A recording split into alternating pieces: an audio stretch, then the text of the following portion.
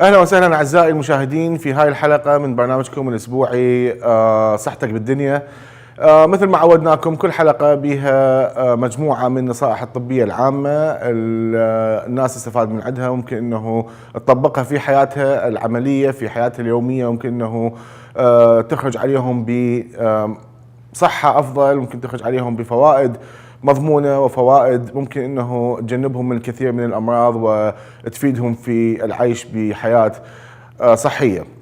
5 نصائح مضمونة لتخفيف الوزن دون الشعور بالجوع، هذا هو موضوعنا اليوم.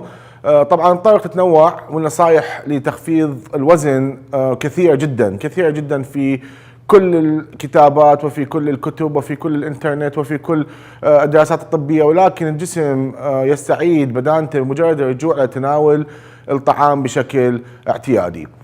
هسه اليوم اكو 5 نصائح ممكن انه تساعدنا بالتأكيد على تخفيف الوزن دون ان نضطر الى انه نجوع نفسنا ونتعرض الى انواع التجويع القاسي والدايت القاسي اللي الكل بعض الاحيان يجربه لكنه ما ينجح في إكمال البرنامج، لأنه كل من عندنا ما يتحمل أنه يكون جائع لمدة طويلة ولمدة غير محددة.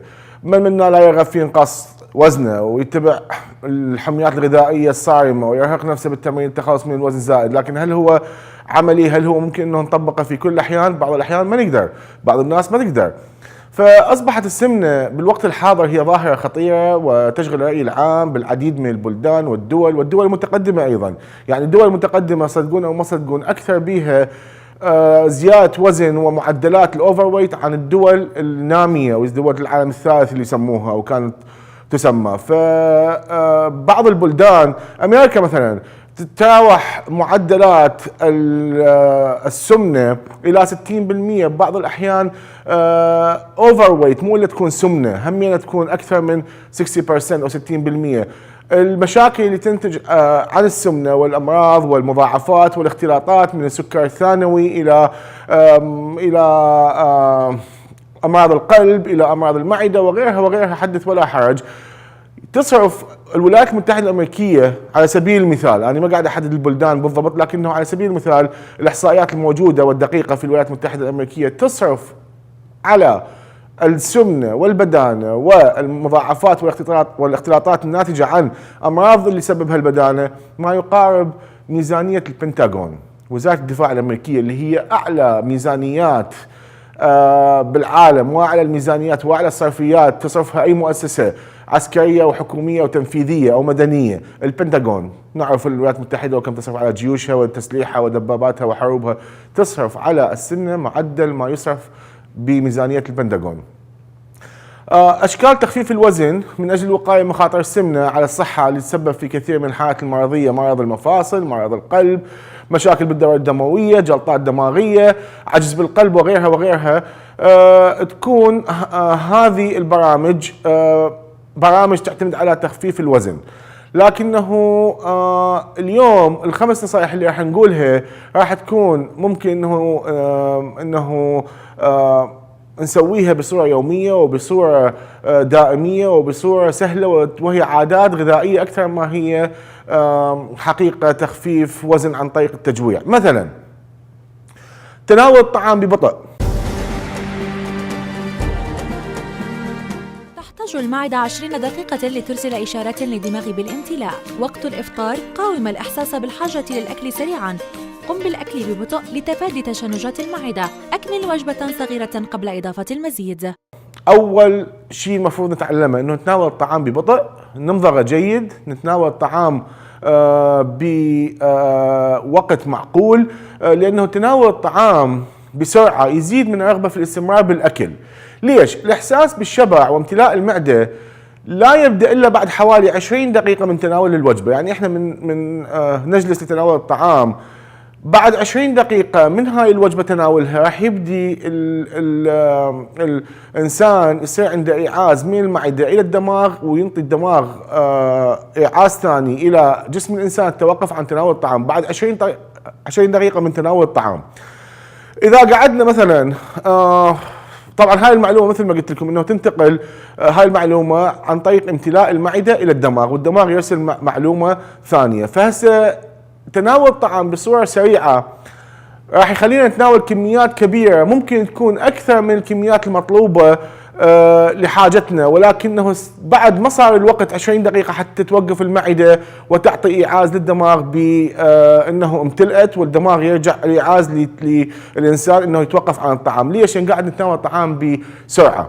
شوف في البلدان الغربية، شوفهم يقعدون يعني على مائدة الطعام بالمطعم أو بالبيت، شوفهم يخلصون الطعام على مدار ساعة، ممكن الوجبة الوحدة يتناولون غذائهم، يسولفون، يحجون، يناقشون موضوع معين، ويرجع يتناول مضغة أو مضغتين وهكذا.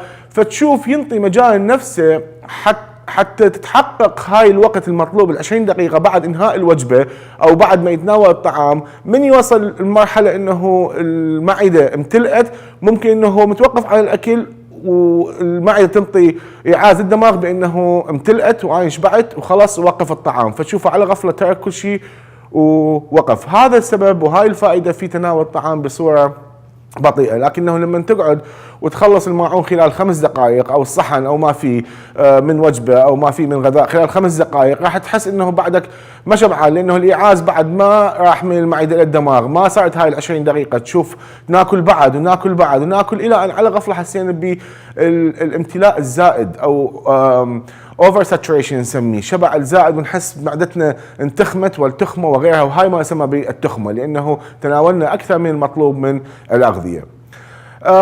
الشغله الثانيه، هسه الشغله الاولى هو تناول الغذاء بكميات او بوقت معتدل، وليس تناول الطعام بسرعه ومضغه ببطء، وتناوله على مدار وقت معين كافي لإرسال الإيعاز من المعدة إلى الدماغ للتوقف عن الأكل. إدراك أهمية، النصيحة الثانية، إدراك أهمية الأغذية الغنية بالكربوهيدرات الصحية. تنصح معظم الحميات الغذائية بتفادي الوجبات الغنية بالكربوهيدرات، لكنها بالحقيقة والدراسات الحديثة أثبتت، واليوم كان في برنامج على أحد شاشات حقيقة على صباح الماس، شاشة الماس الفضائية، كان بالبرنامج الصباحي موضوع عن خطورة بعض الحميات المنخفضة بالكربوهيدرات. ليش؟ الكربوهيدرات أو الكربوهيدرات مهمة جدا. اختيار المواد الغذائية المهمة الغنية بالكربوهيدرات ضروري لجسم الإنسان. وعلى سبيل المثال من هاي الكربوهيدرات اللي أحكي عنها هو الخبز، خبز القمح، والرز أيضا، والمواد الغذائية مصنوعة من القمح والطحين. ليش؟ لأنه خبز القمح يبقى فترة طويلة بالمعدة ويعطي الإحساس بالشبع. بالإضافة إلى ذلك الشغلة الثانية أنه تحول الوجبات الغنية بالكربوهيدرات من ارتفاع أو تحول الوجبات الغذائية الغنية بالكربوهيدرات من ارتفاع مستوى سكر الدم ومستوى السكر في الدم بسرعة وتسد الشهية المفرطة. ليش؟ الكربوهيدرات تتحول إلى سكريات بسرعة كبيرة، مو مثل البروتينات والدهون. فتشوف رأسا يصعد مستوى السكر بالدم، والسكر أو مستوى السكر بالدم هو اللي ينطي إيعاز للدماغ بالشبع، والدماغ ينطي إيعاز مرة ثانية الجسم عن التوقف عن الأكل وسد الشهية. لكنه الأنواع الثانية من الغذاء مثلا البروتينات والدهون ما تتحول إلى سكر بسرعة، إذا كانت نتناول كميات كبيرة ونظل نأكل بدون الإحساس بالشبع بسرعة. فالكربوهيدرات بالطعام مهم حقيقة، ولو أنه يقال بأنه الكربوهيدرات هي أحد المواد الغذائية اللي يجب أنه نتجنبها، لكنه الدراسات الحديثة تشهد بأنه الأغذية المهمة المحتوية على الكربوهيدرات هي مهمة للحميات الغذائية. النقطة الثالثة والنصيحة الثالثة هو الإكثار من شرب الماء حتى نصدق الجوع. يمكن أنه نتغلب على الجوع عن طريق شرب كأس من الماء أو الشاي حتى نملي المعدة. فالسوائل وخاصة السوائل الصحية، سأمدى أحكي على السوائل اللي هي مثلا تحتوي على سكريات مثلا البيبسي والكوك والسفن أب وغيرها اللي بالحقيقة طبعا تزيد الطين بلة مثل ما نقول احنا، أو تزيد سوءا الموضوع سوءا بوجود السكريات بها ووجود حامض الفسفوريك المضر للعظام وغيرها. وراح نتجنب بالوقت الحاضر الحديث، يمكن يكون عندنا حلقة خاصة عن تأثيرات المشروبات الغازية البيبسي كولا والكوكا كولا على صحة الإنسان. لكن راح نركز اليوم على السوائل اللي هي السوائل الصحيه، مثلا شرب الماء. الماء اطيب السوائل بالدنيا، ولو ما لا طعم ولا ريحه ولا لون، لكنه ما في اطيب من الماء وشرب الماء. الشاي مقبول ولو في كميات معقوله من الكافيين، لكنه جيد وما به اي ضرر. ممكن انه نتناوله مثلا كوب من القهوه عند الصباح، هم تنشطنا، هم بها كافيين. كثير من الناس يعجبهم يشربون قهوه، لكنه شربها باعتدال وليس بكميات كبيره، لانه الكافيين الموجود بالقهوه بالتالي حيأثر على جسمنا ويسبب لنا مشاكل كثيره. كذلك الوجبات الغذائيه الغنيه بالسوائل بحد ذاتها مهمه وضروريه انه نتبع نظام غذائي صحي. ليش؟ لانه هاي الاغذيه وخاصه الفواكه مثلا البطيخ، الواترميلون، الشمام، البرتقال، كل الفواكه بشكل عام بها كميات كبيره من المواد الغذائيه المهمه والمعادن والفيتامينات، اضافه الى احتوائها على الماء اللي يملي المعده ويسد المعده، وبيها سعرات حراريه قليله جدا. فممكن انه نضرب عصفورين بحجر، نتناول الفواكه راح تفيدنا انه تملي المعده، راح تفيدنا بانه نستفاد من سوائلها حتى تملي المعده، نستفاد من اليافها حتى تنظف المعده والامعاء والقولون، وايضا تملينا تخلينا نحس بالشبع بدون الحصول على سعرات حراريه كبيره.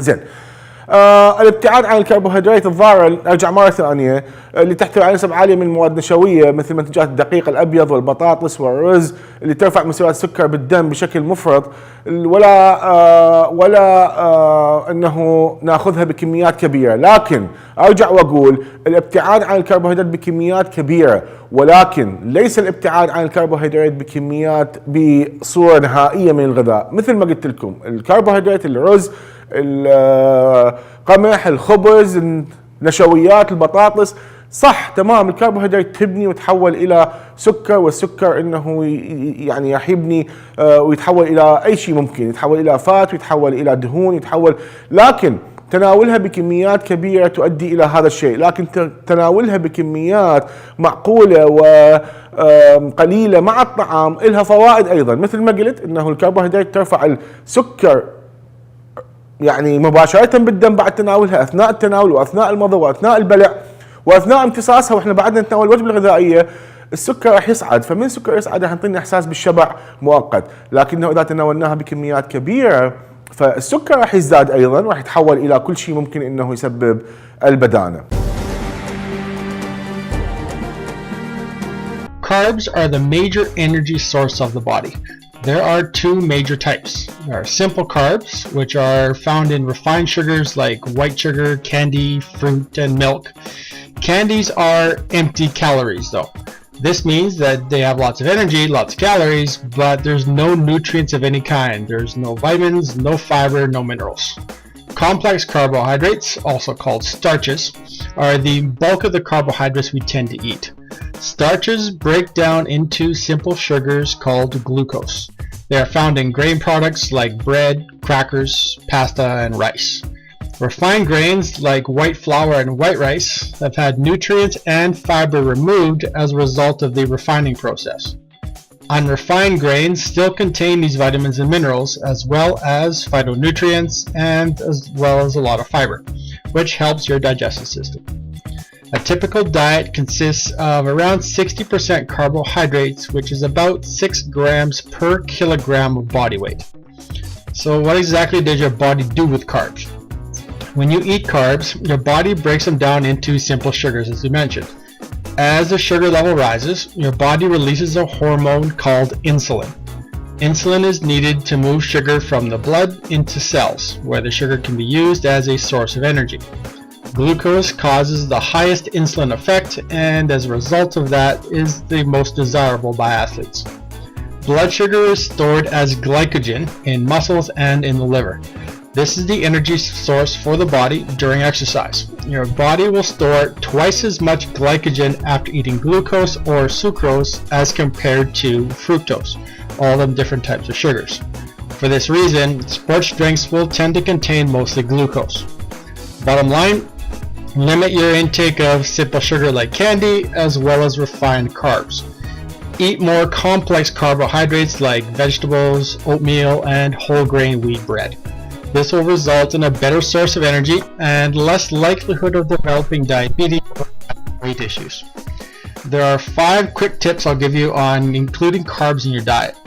First one is start the day with whole grains. Try hot cereal like oatmeal or a cold cereal that lists a whole grain first on the ingredient list. Number 2, use whole grain breads for lunch or snacks. For bread that lists the first ingredient as whole wheat, whole rye, those are great. Even better, try one that says 100% whole wheat, so it's entirely that amount. Number 3, lose the potatoes. Don't eat potatoes at all. Instead, go to brown rice or go into a whole wheat pasta. Number 4, bring on the beans. Beans are an excellent source of slowly digested carbs as well as a great source of protein. And number 5, choose whole fruit instead of just the juice. An orange has twice as much fiber and half as much sugar as a 12-ounce glass of orange. Juices are modified before they're placed in the containers, so the whole fruit is going to be much better for you.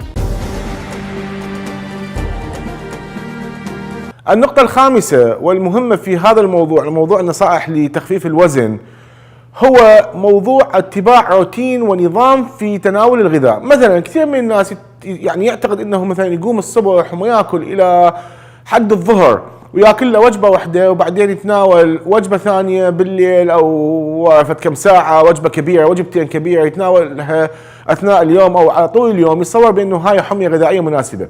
الدراسات الحديثة والتجارب وحقول المختبرات في هذا الموضوع أكدت بمعلومات وبدلائل طبية واضحة بأنه تناول وجبة الفطور عند الصباح بين 8 وبين 10 وبين 7 وبين 9 و8 و10 ما يهم، إله فائدة كبيرة. ليش؟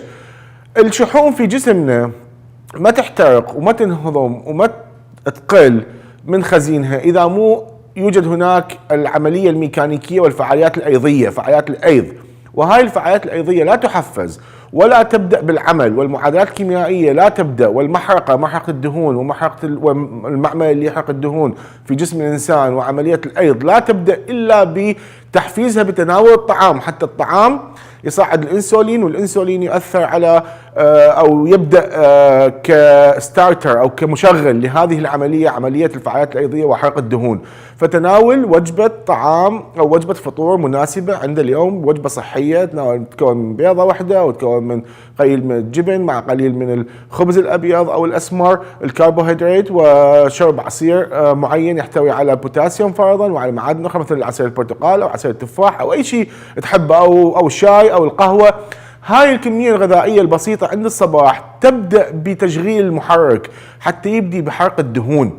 تتبعها وجبات قليلة بمعدل 2 أو 3 باليوم، وجبة صغيرة بأوقات متقاربة أحسن من وجبات كبيرة خلال أوقات متباعدة. وجبات الصغيرة كأنه قاعد تنطي لجسمك أو لهذه النار الوقود أو الخشب اللازم إكمال عملية الحرق وإكمال عمليات الأيضية واستمرارها وحرق الدهون. بالتالي تتناولها خلال فترات قصيرة وبكميات صغيرة، لكنه تتوقف عن تناول الطعام في وقت معين، مثلا الساعة 7 أو 6 مساء. تنهي يومك بالليل. ممكن انه كثير من الناس يقول لك انا ما اقدر اروح لي الفراش او انام وانا بعدني جوعان. ممكن انه تناول تفاحة وتناول حبة موز او مثلا قليل من البطيخ بالليل.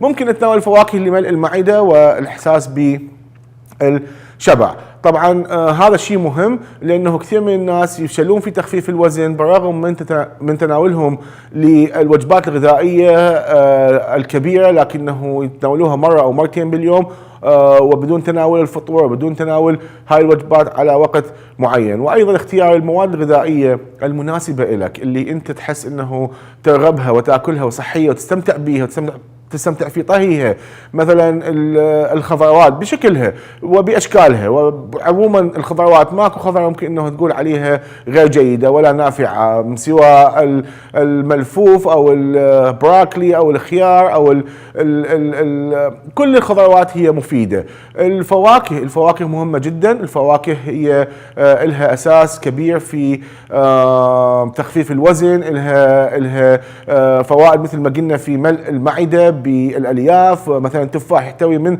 الغشاء المحيط به بالالياف المفيده للمعده، مفيده للقولون، مفيده للامعاء الدقيقه، الامعاء الغليظه، تساعد على التخلص من الامساك، وايضا احتوائها على السكريات المهمه اللي هي السكريات الخفيفه تحسس الانسان بالشبع الدائم زين خلال هاي الفترة. وأيضا تحتوي على الماء السوائل اللي احتاجيناها، اللي قلنا نحتاجها كل يوم لعمليات أيضية صحيحة، وأيضا لتقليل من تناول الطعام، لأنه الماء يملأ المعدة والسوائل بشكل عام تملأ المعدة. أرجو أن تكون هاي الحلقة من النصائح الطبية تخفيف الوزن عادت عليكم بمنفعة وعادت عليكم بفائدة. راح قبل ما انهي هاي الحلقه راح اتكلم عن بالذات عن عنصرين او مواد غذائيه ممكن انه تساعد على تخفيف الوزن، مواد غذائيه مخصصه، هي الخيار والفيتامين دي اللي اثبتتهم الدراسات. خلينا نشوف هاي الدراسه. Cucumber health benefits 1. Cooling. During dry and hot weather, drink a glass of cucumber plus celery juice. It wonderfully helps to normalize body temperature. 2. Swollen eyes. Some people wake up in the morning with puffy eyes, probably due to too much water retention in the body or having cried to sleep. To reduce the swelling, lie down and put 2 slices of cucumber on the eyes for a good 10 minutes. That's what they do in beauty parlors. It keeps out the irritation away from eyes. 3. Skin conditions. The high amount of vitamin C and antioxidants in cucumber makes it an important ingredient in many beauty creams for treating eczema, psoriasis, acne, etc. 4.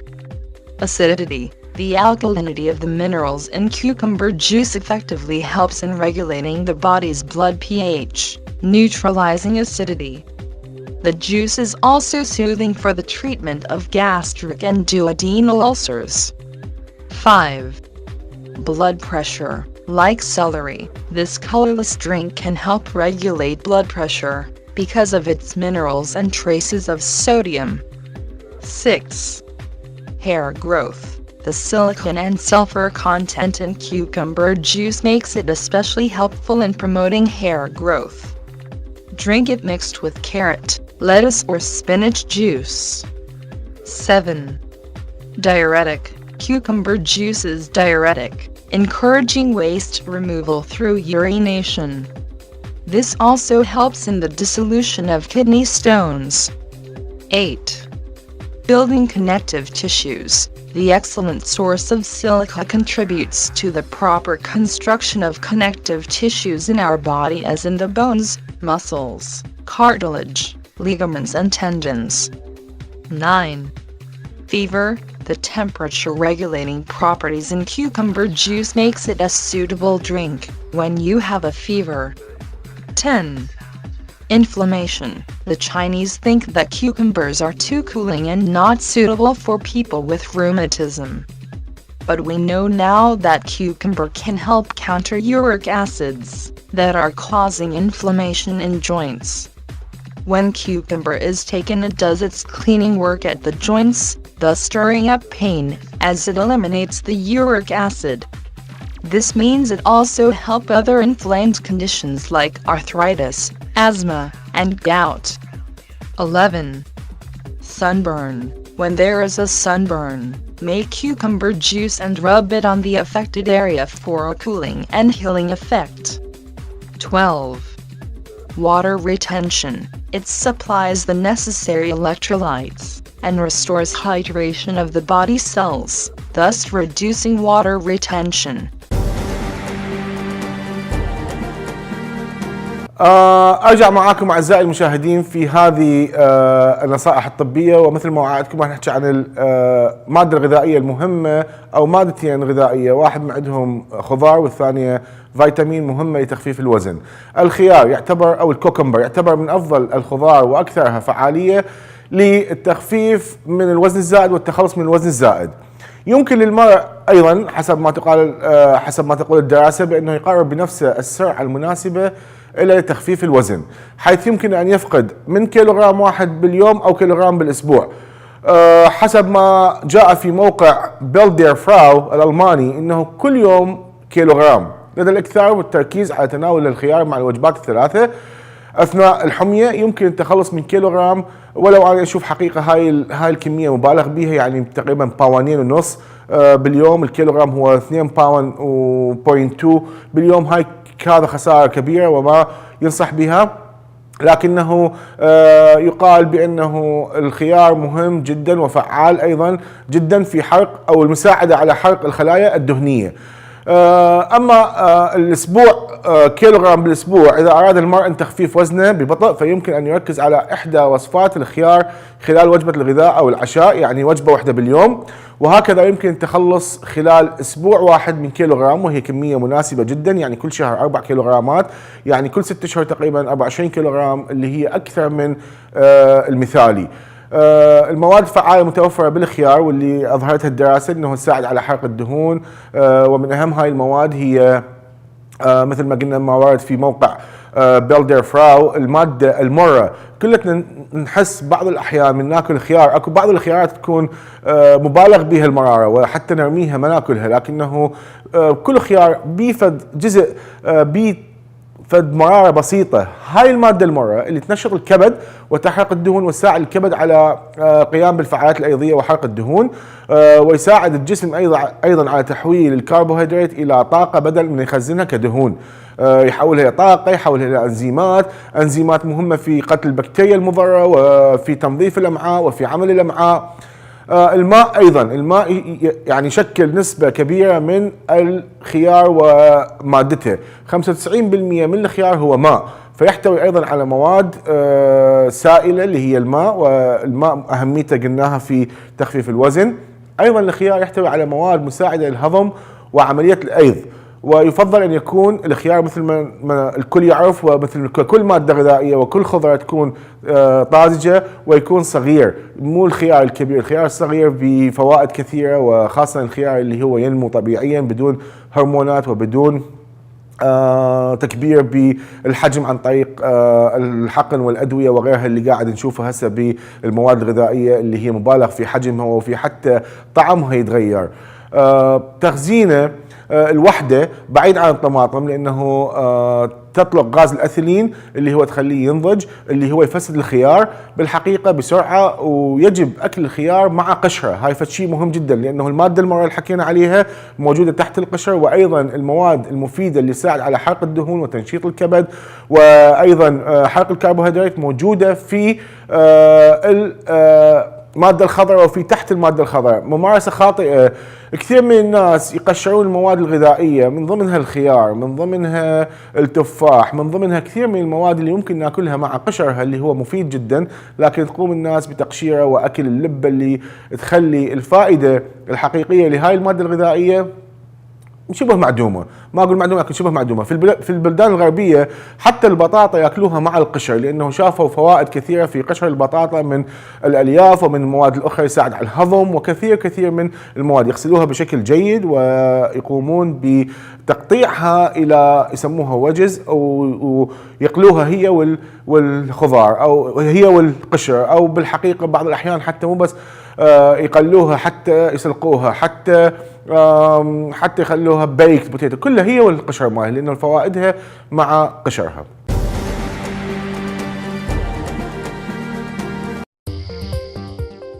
Vitamin D is an essential steroid hormone needed for normal calcium and phosphorus homeostasis, as well as proper development and maintenance of bone. Clinical manifestations of active vitamin D deficiency, including the development of secondary hyperparathyroidism in patients with chronic kidney disease, CKD, are well recognized. However, there is so much more to learn about the metabolism, mechanism of action, and physiologic functions of this essential hormone throughout the body. Vitamin D can be obtained from various sources, including diet and exposure to ultraviolet sunlight. However, vitamin D from these sources is not biologically active and cannot achieve full hormonal function until it is activated by the body. Metabolic activation consists of adding two separate hydroxyl groups, one at the carbon 25, which occurs through the liver, and the other at the carbon 1, which occurs through the kidneys. The final result is the most biologically active 1,25-dihydroxyvitamin D3. Any break in this activation process, such as inadequate oral intake, inadequate sunlight, liver disease, or kidney disease, can lead to active vitamin D deficiency. Patients with chronic kidney disease have a decreased ability to complete the final activation process, and as a result are at increased risk for active D deficiency. Let's take a look at what happens to vitamin D once activated by the kidneys. Active D is fairly unstable and can rapidly degrade without the protection or attachment to a protein-based carrier. These protein carriers primarily consist of the vitamin D binding protein, DBP, and vitamin D receptor, VDR, two proteins central to the metabolism and mechanism of action of active D. Vitamin D is primarily transported to its target tissues through the vitamin D binding protein. The affinity of active D to this binding protein is one of the many factors that influence its biological activity and half-life. Once at the target cell, active D must be released from the vitamin D binding protein. Current evidence suggests that it is the unbound fraction or free hormone that has accessibility to target cells. Free active D taken up by target cells is either rapidly metabolized or bound to vitamin D receptors.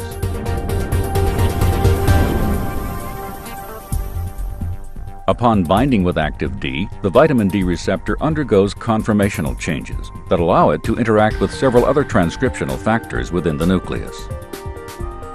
In order to interact with transcriptional factors and affect gene transcription, the active D vitamin D receptor complex must interact with a retinoid X receptor to form a heterodimer that can then bind to selective or promoter sites of the target cell DNA. This new complex then recruits various co-activators and/or co-repressors that influence gene expression and alter cellular activity. This can include protein synthesis and secretion, cellular proliferation, and/or differentiation.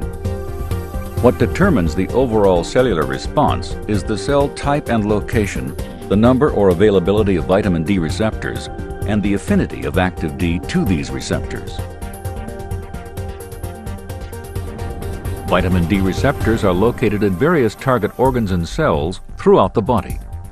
The classic and most recognized organs associated with vitamin D and the regulation of calcium homeostasis and secondary hyperparathyroidism in chronic kidney disease include the kidneys, intestines, bone, and parathyroid glands. In the kidneys, vitamin D actively regulates calcium reabsorption through proximal tubule cells. In the intestines, active D regulates calcium and phosphate absorption. In the bones, active D regulates the activity of cells that remodel and build bone. In the parathyroid glands, active D decreases the synthesis and secretion of parathyroid hormone and regulates the proliferation of parathyroid gland cells. In addition, active D also renders the parathyroid glands to be more susceptible to the suppressive action of calcium. Vitamin D receptors have also been isolated throughout the body and are involved in various regulatory processes that extend beyond classic calcium homeostasis, mineral metabolism. Vitamin D receptors have been identified throughout the cardiovascular system, including cardiomyocytes and vascular smooth muscle cells. Currently, scientific research is underway to further explore the role of active D on the cardiovascular system. In addition, by regulating renin synthesis, vitamin D may have a regulatory role in the renin-angiotensin-aldosterone system. Vitamin D receptors are also located on most cell types of the immune system. Active D modulates T-cell differentiation, macrophage activation, and cytokine production. Vitamin D receptors have also been found in other tissues and systems throughout the body: pancreas, skeletal muscle, lungs, central nervous system, reproductive organs, and skin. As you can see, active D is an essential hormone. Its biological function in association with vitamin D receptors is not limited to the classic organs associated with regulating calcium homeostasis and PTH production, but is active throughout the body, regulating a variety of physiologic processes. فيتامين دي، واخر شيء احكي عن فيتامين دي، دراسات كثيره ودراسات يعني حقيقه لا تعد ولا تحصى اثبتت انه له اهميه كبيره في كثير من نواحي الحياه غير العظام والمفاصل. وكنا نعرف انه فيتامين دي عظام، يعني يرتبط فيتامين دي مباشره بالعظام وليس له فائده اخرى، لكنه فيتامين دي فوائد لا تعد ولا تحصى للضغط ولتنظيم عمل القلب وفي كثير من الامور الاخرى، حتى يمنع الكآبه، حتى يمنع بعض انواع السرطانات الثدي والبروستات وغيرها، وفائدته في السمنه. شاف الباحثون بأنه بالاستغاثة بالحمية الغذائية اللي مدعمة بكميات من فيتامين دي عن طريق حبوب أو عن طريق تناول مواد غذائية اللي تحتوي على فيتامين دي، شافوا وأحد الدراسات حديثة نوعيا وطرحت قبل مدة في يوليو الماضي، شافوا أنه خلال اجتماع مشترك للجمعية الدولية لعلوم الغدد الصماء وجمعية أمراض الغدد الصماء في شيكاغو، أنه العلاج بفيتامين دي يؤدي بالمخ إلى تحسين الوزن وسيطرة المخ على عملية التناول الغذاء وسيطرة على مركز الشبع وغيرها من الفوائد، وأيضا سيطرة على مستويات السكر بالدم. خاصة سووا هاي الدراسة على الفئران المصابة بالسمنة، وشافوا بأنه بعد هاي الدراسة الطويلة ممكن أنه يعتمدون على هاي التجارب بتطبيقها على الإنسان. وأيضا أكو دراسة ثانية قامت بها جامعة هيوستن، شافوا بأنه فيتامين دي واحد من العناصر المهمة ادخالها في وجبات غذائية ممكن أنه يساعد على تخفيف الوزن، ومثل ما قلت عن طريق التأثير على المخ بالسيطرة على عملية الغذاء. أعتقد اليوم وصلنا إلى نهاية حلقتنا من برنامج صحتك بالدنيا، برنامجكم الطبي الأسبوعي اللي إن شاء الله تتمتعون به وتشوفون منه فائدة في تطبيقها على حياتكم اليومية وعلى وظائفكم وعلى عمل أجسامكم حتى ينطيكم صحة أكثر وحياة إن شاء الله مشرقة. شكرا لكم، والتقيكم الأسبوع القادم من برنامج صحتك بالدنيا. شكرا.